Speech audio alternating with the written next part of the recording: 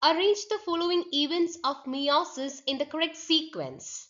In the options we have crossing over, synapsis, terminalization of chiasmata, and the disappearance of nucleus.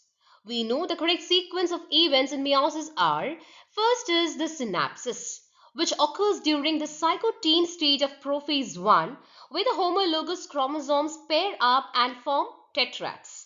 Second one will be the crossing over. During Pachytene stage, the homologous chromosomes exchange their genetic material at chiasmata.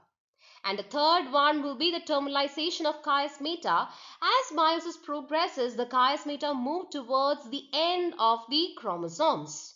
And finally, it is the disappearance of nucleolus.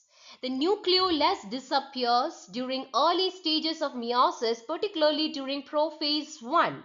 So that means the correct answer is option C. B, A, C, D is the correct sequence of events in meiosis.